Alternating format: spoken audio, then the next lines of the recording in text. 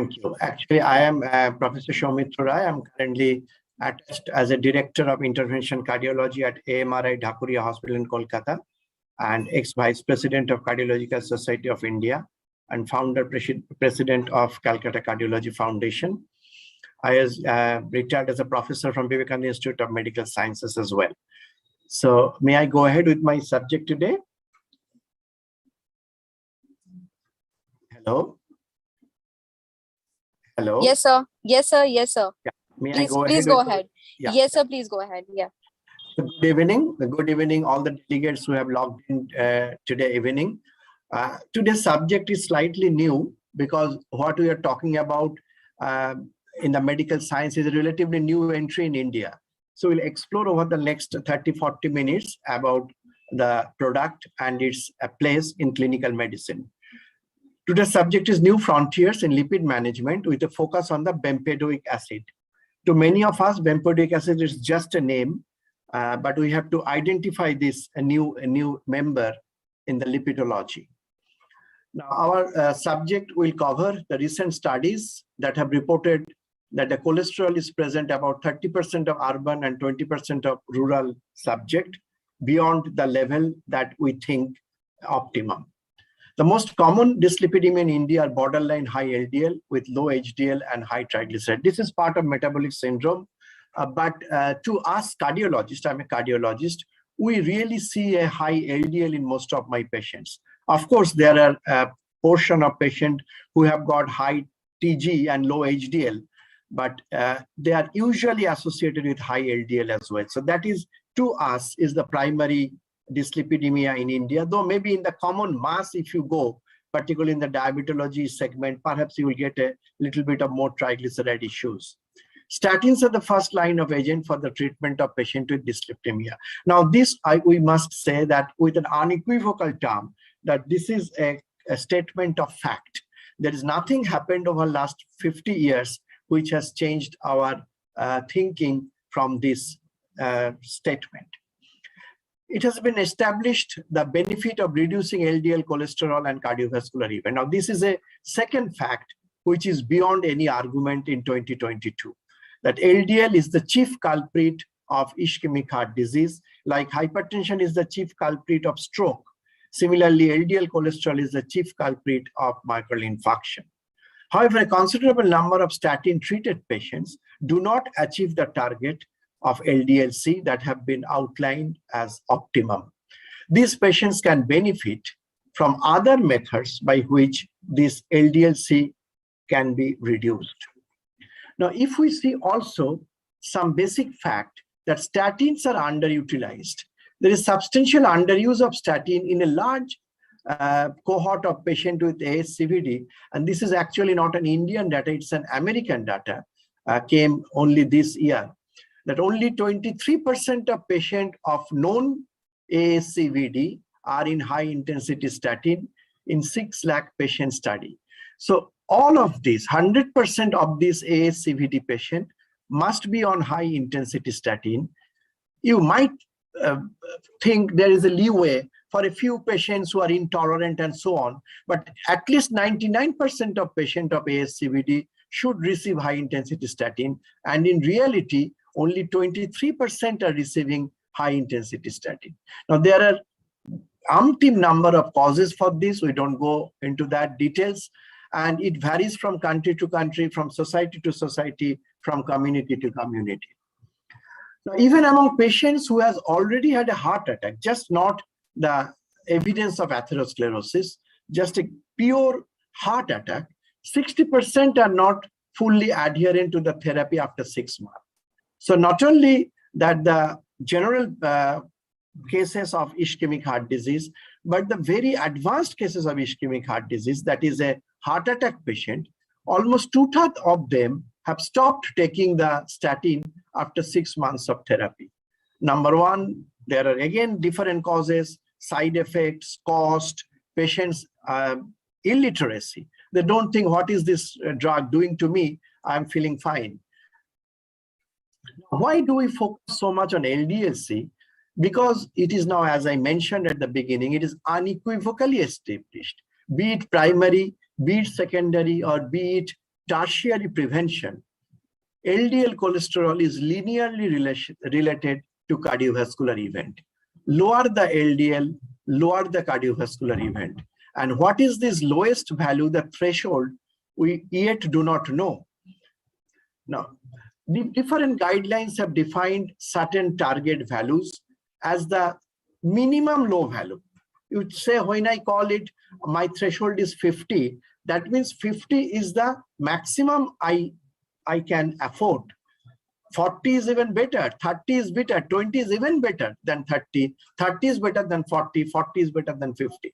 So when we say my target is 50, that does not mean that I have to be at 50. I can be anywhere lower than 50. That is the fundamental issue sometimes we forget to discuss. Now, there are two back-to-back guidelines came about within last few years, 2018 ACC-AHA guideline and 2019 ESC-AS guideline, both revised to reflect the newer evidence in the ASCVD and lipid management. Both emphasize LDL-C as the primary target of therapy with the concept of lower LDL-C is better for the highest risk group. Both guidelines recommend assessment of risk in both primary and secondary prevention to identify patients most likely to benefit from lipid lowering therapy, but there are certain differences as well, as we'll highlight. 2018 ACC guidelines say that intensity of statin therapy based on the level of ASCVD risk. And they're a bit simplistic. So they are severely criticized and they are in the back foot and they have changed their recommendation. Why? Because what they said is in the highest risk group, give the highest intensity of statin. And that's it. Your job is finished. Your responsibility is over. You just give 40 to 80 milligram atorvastatin and 20 to 40 milligram rosuvastatin. Whatever happens to the lipid, I don't care. Why I don't care? Because I have got nothing else to do. If the patient achieves the target, good. If he doesn't achieve, yes, okay, we have to accept it. So this kind of rather a negative attitude or a lackadaisical attitude, I would say, was heavily criticized. And ESC actually was a better. They said, no, our target is set and we have to go 1 mile extra to achieve that target. And we have to find out different other ways to reduce the LDL and to achieve the target, even when the highest dose or highest intensity of statin fail to do the job themselves. Both recommended, of course, the lifestyle modification, the risk discussion, the risk-benefit discussion, because sometimes it's a bit, patients come up with different Google searches that, look, these are the side effects, these are the long-term risks, why are you giving me the medicine? So you have to be a bit diplomatic with them and to tell the facts to them very, very objectively. And it is a shared decision-making. Recommended statin therapy, of course, is the mainstay of therapy. And high-intensity statin means more than 50% LDL reduction. Moderate intensity statin means 30 to 50% of LDL reduction. Both recommend ezetimibe as second-line therapy. But again, there is improved trial for ezetimibe, but its role is at best modest. This is a very interesting slide of ESC, which was, I am sure that all of you have seen it many times, where they have categorized the patient of low, moderate, high, and very high risk, and given the target LDL for them. Like say low is 116, moderate is 100, high is 70, very high is 55. Now, as I mentioned, this 55 or 70 figure means that is the maximum you are allowed. But anyway, anywhere below it is very acceptable, and lower the better. That we have to understand. And here is very high is also very interesting. You see the first line, ASCVD, atherosclerotic cardiovascular disease. Now in the bracket they have written clinical or imaging. So you don't have to have a clinical event like an MI, like angina, like stroke, like TIA, like peripheral vascular disease and gangrene. These are the clinical events of atherosclerotic cardiovascular disease. But what are the imaging? Say you do a CT angiogram and you see a atherosclerosis of 20–30% in your coronary arteries. You do a carotid intima media, you do a carotid Doppler, and you see there is atherosclerosis in your carotid arteries. Now that is ASCVD, even when the patient is completely asymptomatic. but you find the evidence of atherosclerotic process going in the body, and then your target of LDL is not 70, it is 55. This is very, very important. And also, of course, familial hypercholesterolemia, all of them are very high risk. Now, CKD, this is also very interesting. With eGFR below 30 is a very high risk, and they require a cholesterol below 55 LDL. Now, diabetic with target organ damage is, of course, a very high risk patient, but you go down the risk model and you will see there are different categories of risk given. So my emphasis is that these values are the highest tolerated values. You can go anywhere below that. And secondly, ASCVD can be proved by imaging as well. If we see the comparison, the recommendation based on similar concept and principles are in broad agreement across the Atlantic, between America and Europe. The differences in classification of risk group, threshold for treatment and treatment target.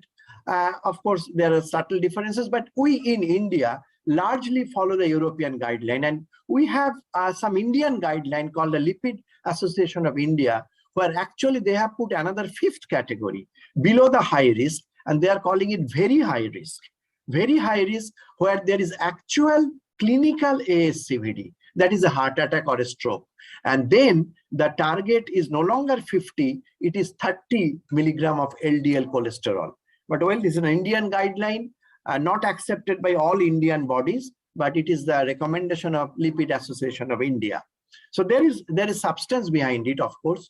Though FDA approved as an adjunct to diet and maximum tolerated statin therapy for adult with familial hypercholesterolemia heterozygous or say ASCVD require additional lowering of LDL, guidance is needed for use of Bempedoic acid in high-risk patient.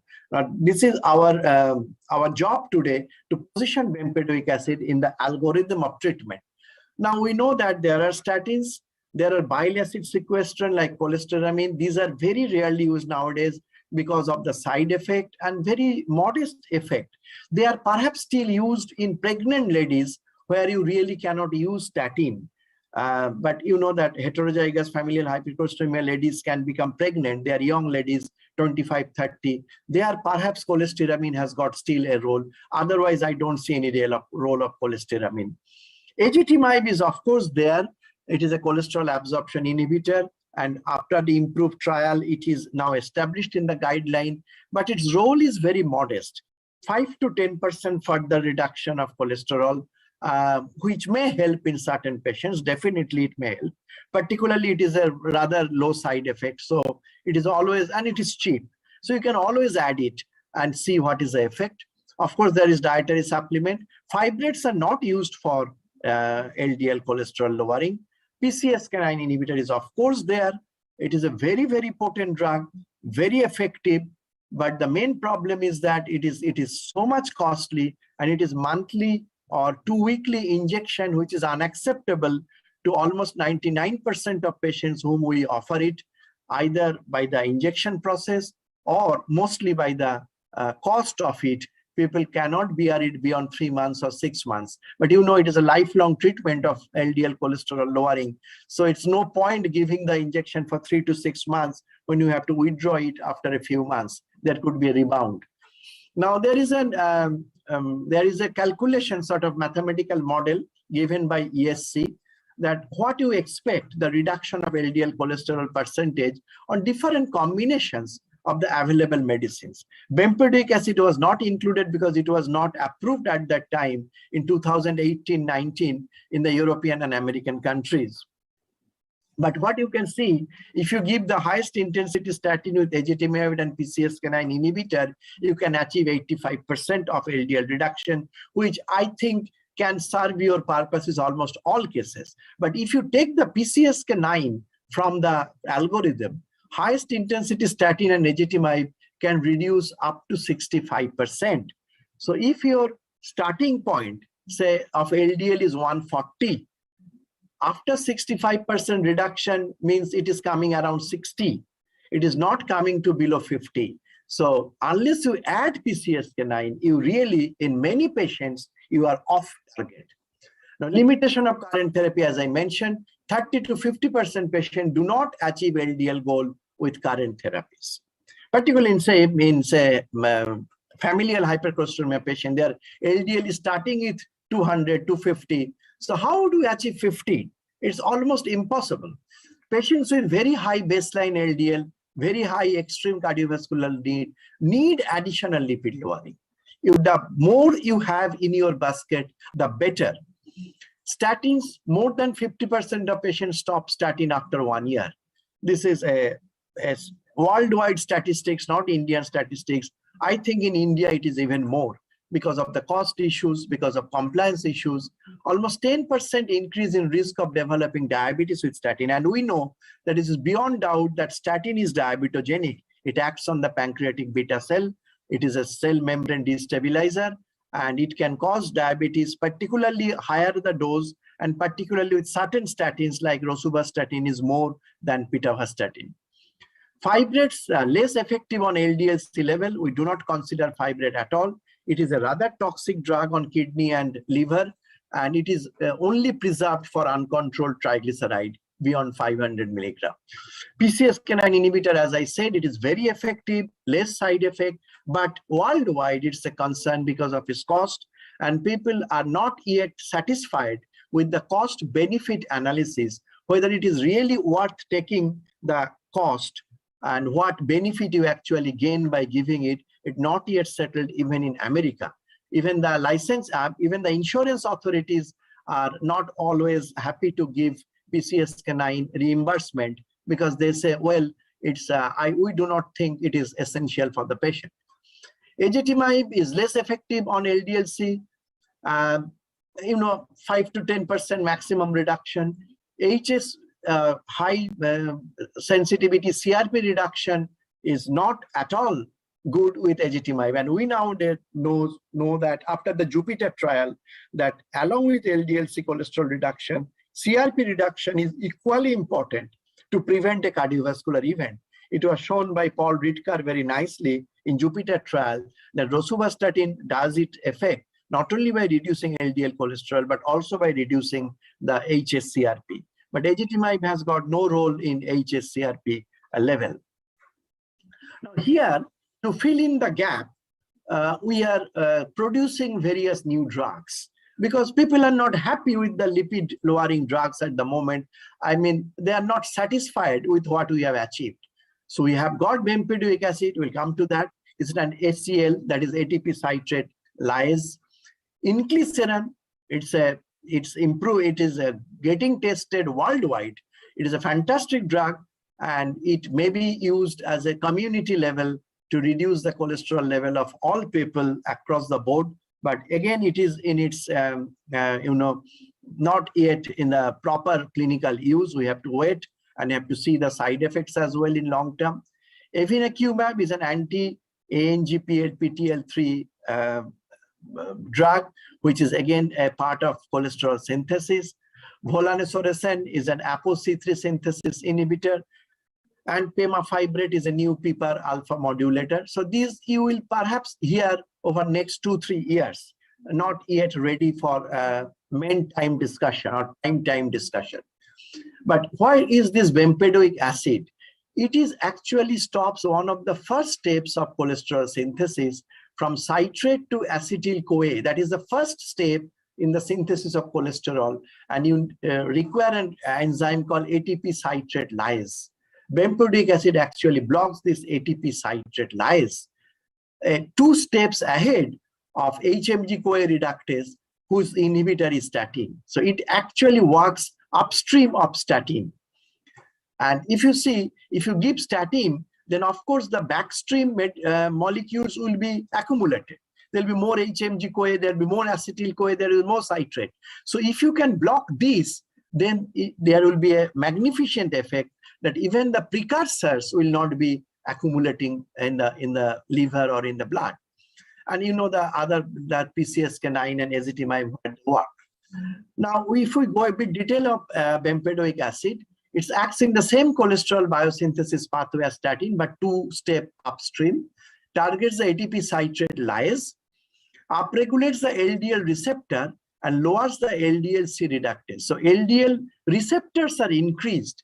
So the clearing of LDL from the blood by the liver will increase because the receptors are more. So there are more receptors to engulf the blood streaming LDL and to bring them back into the liver where it can be destroyed. Specific isoenzyme, now you might say that it might act everywhere in the body, in the muscle, in the pancreas, in the brain, and then it is a bad news because these molecules are important for day-to-day functioning of other cells. Now, here is the beauty of bempedoic acid, that the specific isoenzyme, that is this ATP citrate lyase VL1, that converts the bempedoic acid. Actually, bempedoic acid is a prodrug. And to convert it into the active drug, this particular enzyme is not present in the muscle. It is only present in the liver. So even if bempedoic acid goes into the muscle, it's just an innocent bystander in the muscle. It cannot affect the cholesterol synthesis in the muscle or in the brain or in the pancreas or elsewhere, because this particular modulator which activates bempedoic acid is present only in the liver. So you are giving bempedoic acid systematically. It is going everywhere in the body, but it is getting active only in the liver. So of course you can understand the side effect profile will be very low, and actually that is the case. We see the ACL inhibition, translation perspective and genetic validation, elevation of LDL are causally associated with initiation and progression of ASCVD. That we know. ASCVD related risk is reduced by, these are we already discussed. Now, if we see the FDA and EU approval of bempedoic acid, FDA said it is along with other medicine in statin when you are not achieving the target with maximum statin. And that is usually the case with familial hypercholesterolemia. And you'll be surprised to know there are millions of familial hypercholesterolemia patients in India who are not diagnosed to have familial hypercholesterolemia. So these are the missing patients. We are missing these patients. So it is our duty, whenever you see the LDL cholesterol is above 180, we must go out and hunt for the diagnosis of familial hypercholesterolemia. And I am sure you will get 1 or 2 cases every month if you really look for it. So this is a big area where statins really are not sufficient. And there is established atherosclerotic cardiovascular disease where the threshold is very low, 50. You cannot achieve 50 in more than 2/3 of patients with the highest dose of statin and ezetimibe. And there is the role of bempedoic acid 180 milligram once daily. And you can give it any time, no relation with food. EU almost gives the same indication that when the statins fail to achieve the target, or in some cases, rare cases when there is statin intolerance, which is theoretically there, but we see very few cases of really muscle-related problem with statin. There are lots of trials behind bempedoic acid. They are all called CLEAR trial, CLEAR Harmony, CLEAR Wisdom, CLEAR Serenity, CLEAR Tranquility. Some are given, they are very big trials. You see 2,000 patients, 700, 800, 300. These are not dearth number. And this CLEAR Harmony and Wisdom are on top of maximum statin, and Serenity and Tranquility are where statin is not tolerated. Almost in a very low dose statin is there. And everywhere you can see there are good patients with diabetes, with hypertension, with risk factors, and so on. And here you see that after 3 months, if you have statin patient, statin plus placebo and statin plus bempedoic acid. With placebo, of course, there is no further change after 3 months. But with bempedoic acid, there is further 16% reduction. Whereas in ezetimibe, it is about 5-6%. With bempedoic acid, you are having 16% further reduction of LDL. So say your LDL is now, you have achieved 70 with maximum statin. Now, if you give bempedoic acid, it is now coming down to around 55 to around 60. So you are almost target, you see. So many of the patients are reaching their target if you add bempedoic acid on top of statin. And those patients who cannot be on statin for different reasons, here single monotherapy of bempedoic acid can reduce LDL by 25%, which is a fantastic benefit, all those few patients who are statin intolerant. So you can achieve a good amount of cholesterol reduction just by this harmless medicine. And as opposed to ezetimibe, this HACRP reduction is also very phenomenal. On statin, there is further 20% reduction, and without statin, just per se by this molecule, there is 30% reduction of CRP. So which is, I think, a fantastic pleiotropic effect of bempedoic acid, which is not shared by ezetimibe, even not by PCSK9 inhibitor in such an extent. So it is almost like statin in reducing the CRP. And if you see the ApoB reduction is around 15%, and non-HDL-C reduction is also around 15 to 20%. And it is another way of analyzing called the least square mean, LSM. And there also you can see a 22% further reduction of LDL on top of fully active statin. Now, what are the flip side? Of course, you might say any allopathic drug must have some side effect. Yes, it has got side effect, and the only relevant side effect is uric acid related, hyperuricemia, gout, and tendon rupture. But of this, you see only hyperuricemia and gout have got statistical difference. And if you see the new onset diabetes as compared to statin, actually there is less incidence of diabetes with bempedoic acid. You see, less incidence, and which is statistically better than even placebo. You see, so because placebo arm is having statin, so they are having some kind of new onset diabetes. But here it is neutralizing the statin-induced diabetes. So that is the beauty of bempedoic acid. If you add it with statin, you might prevent a few cases of new onset diabetes. But yes, uric acid is very important, and I'll come to that. If you see here, the precaution while using bempedoic acid, it is very interesting, and this is very important for us clinicians while prescribing bempedoic acid, because now it is available in the market. You will be inclined to prescribe it. Just a few things you know before prescribing.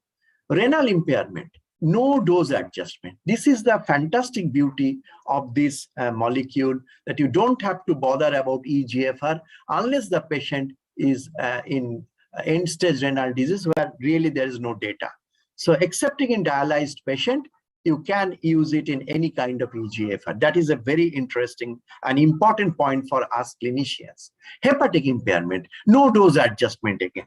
This is again very important for us prescribers. Excepting in child PU class 3, of course, these are very moribund patient, and we hardly can prescribe any medicine in this advanced hepatic failure patient. But for ordinary renal impairment, hepatic impairment, there is no dose concern. There is a clear go-ahead green signal. Where is there is a yellow signal? Assess the serum uric acid. This is important. It's a good practice to do a baseline uric acid before starting bempedoic acid.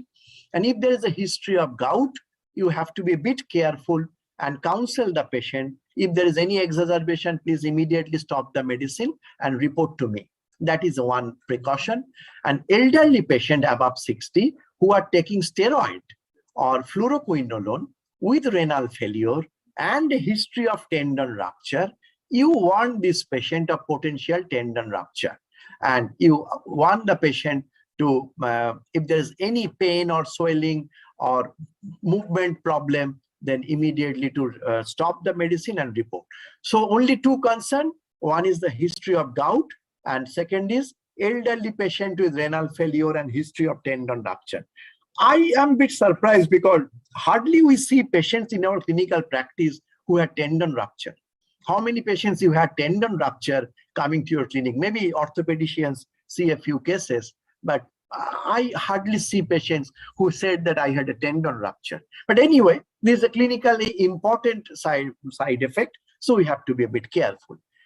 And the contraindication, and when you have to stop it, it is also important for us clinicians, medical legal issues as well. Elderly patient on steroid, on fluoroquinolone with renal impairment and a history of tendon rupture.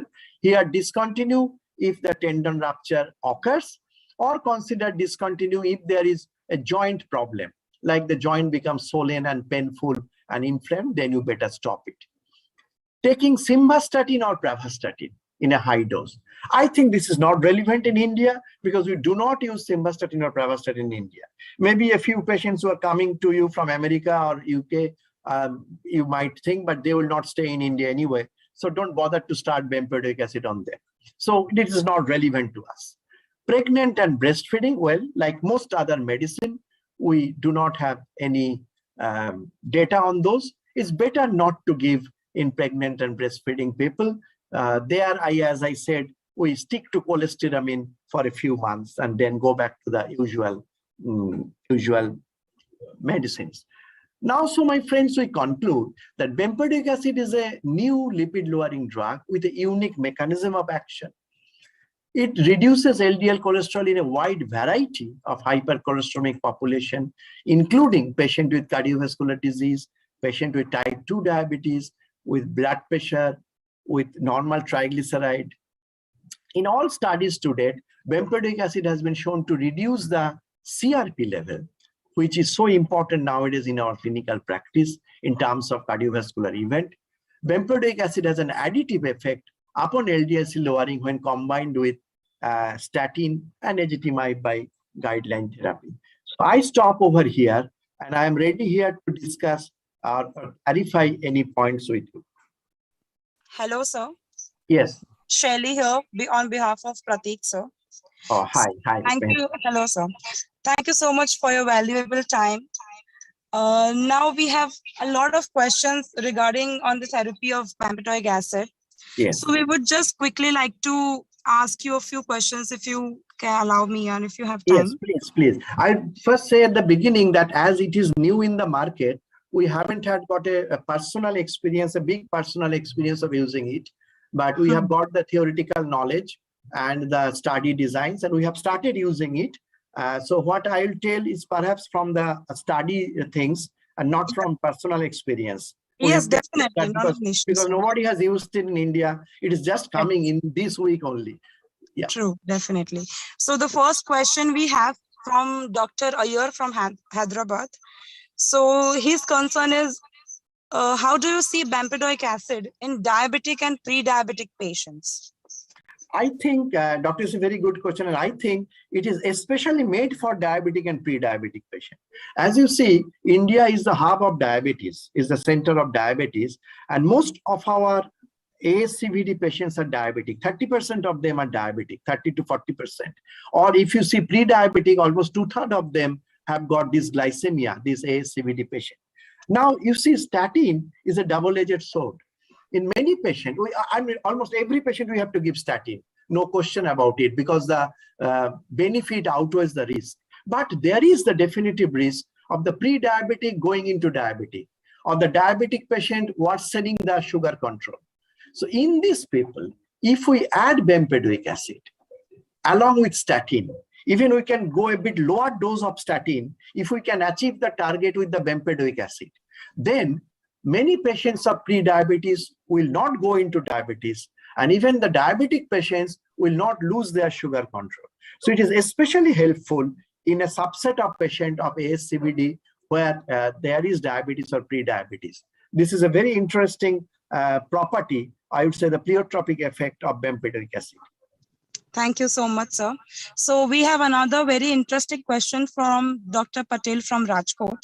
And his question is, compared to statins, what are the chances of bempedoic acid causing rise in S-creatinine and diabetes? Serum creatinine does not rise with bempedoic acid. This is another beauty of this molecule. And as you can see, until the very advanced end-stage renal disease, you can use this without any concern. You don't have to check the creatinine, you don't have to check the eGFR, you don't have to check the sodium, potassium. It's such an innocuous molecule. And so it is a very kidney and liver and also liver-friendly molecule, which is very a welcome addition, because as we know, many of our diabetic or ASCVD patients have got mild to moderate renal failure, eGFR in the tune of 50, 40, 60, this kind of people, and where we are a bit concerned about what medicine to be given, not given. And here we can blindfoldedly give bempedoic acid. And as far as the diabetic is concerned, we have already discussed that it is rather positively indicated in diabetic patients. Okay. So the last question we have here is, what are your comments on mortality benefit and CV safety of bempedoic acid? Now, here we have to be realistic that mortality benefit is that way not shown in bempedoic acid, which is actually not shown even with PCSK9 inhibitors so much. Because I tell you why. Because statin has reduced mortality in such a big level, that any incremental benefit on that mortality is very hard to achieve. You need perhaps 10,000 patients going for 10 years only to achieve a significant p-value. So most of the new molecules are not attempting to show the mortality benefit. They're attempting to show the LDL reduction. They're attempting to show the other biochemical parameter, and they're attempting to show the reduction of event like MI, like stroke, like heart failure, and so on. So in this way, I would say, but if you get those group of patients who are statin intolerant, their bempedoic acid can be tested, or any other molecule can be tested to show the mortality benefit. But fortunately and unfortunately, those patients are so rare that who cannot tolerate statin, that you will hardly find any patient to include in your study who will be solely on bempedoic acid, and you can achieve to show a mortality benefit. So I think it is not a realistic anticipation to get a mortality benefit study. If we get some, particularly the combined mortality with other, say CVD with 3-point MACE and this and that, then you might, together you get a p-value. But pure mortality benefit, I don't anticipate you will get in not only bempedoic acid, but even with inclisiran or even with PCSK9, because statin actually swiped up with all these mortality benefits by itself with highest dose of statin. And no statin people are so rare that you won't get that population. But otherwise, I'm very happy because our point is to achieve the target. We as an individual clinician, we really cannot handle mortality. I really cannot say a person that your chance of dying tomorrow or in 10 years or 5 years is very difficult. What I can tell, look, this is your target for a good living, for the maximum benefit, is your target is 55 LDL or 70 LDL or 30 LDL or whatever. That is a realistic target. And that we can see that bempedoic acid is achieving that target. And there is a huge population, as I mentioned, where with highest dose of statin and with or without ezetimibe, we are not achieving the target.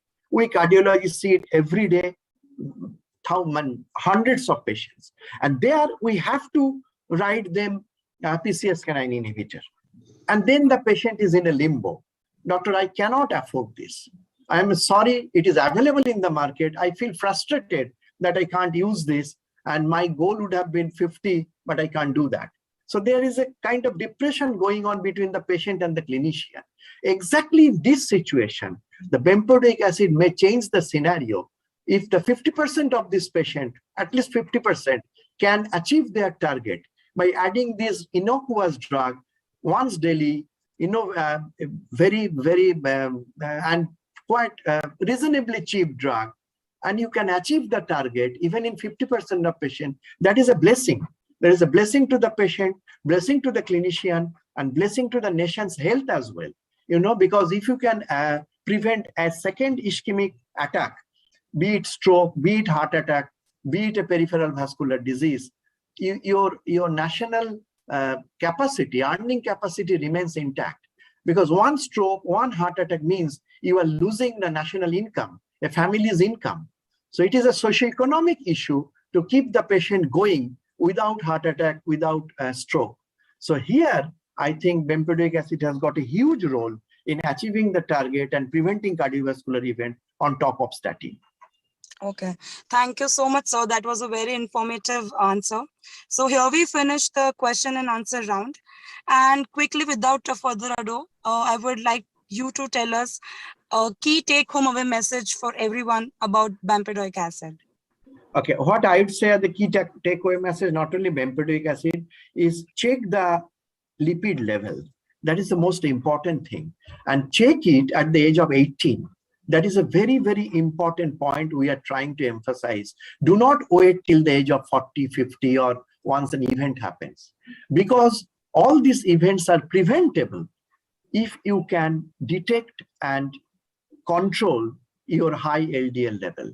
So check as a routine when the patient, when the person, I won't say patient, when a person attains adulthood, have a checkup of his blood sugar and blood cholesterol and blood pressure. Because that is the way you can detect a huge number of familial hypercholesterolemia by doing that, and which will be missed for another 10, 15 years when they have a heart attack at the age of 30. So that is the most unfortunate thing. So check the blood cholesterol as soon as you get a patient. Don't wait for any age. Number 2, set your LDL level very clear. It is very clearly given in the ESC guideline.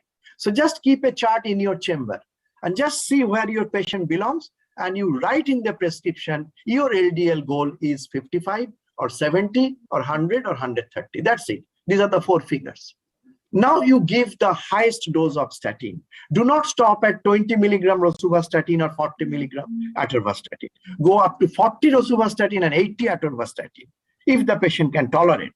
And then you recheck the cholesterol level, whether it is achieved or not.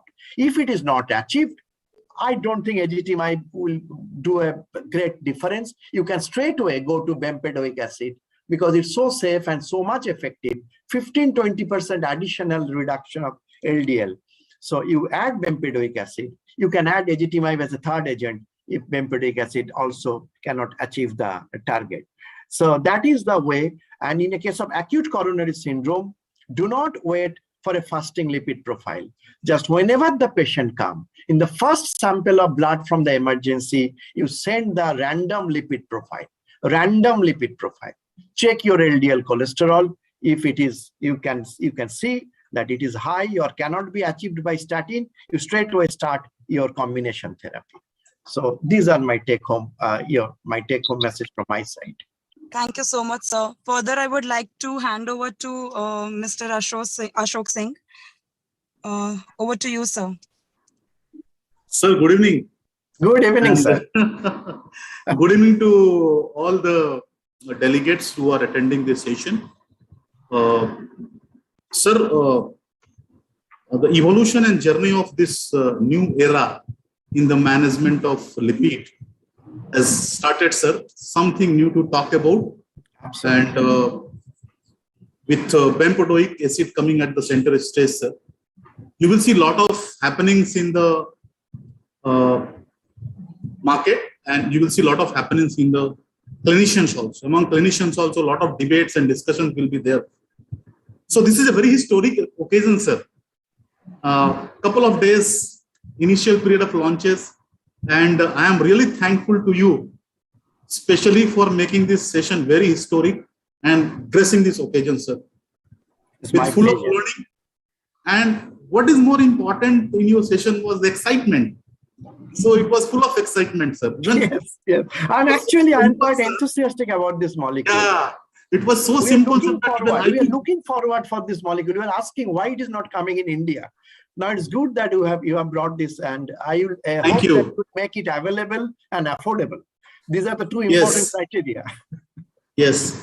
So thank you very much, sir, once again. And I really loved all those points. Critically, you detailed about it, especially all clear studies, statin, then its impact, especially with pre-onset of diabetes, renal impairment is absolutely safe. So all green signal, yellow signal, whatever you talked about was so simple, sir.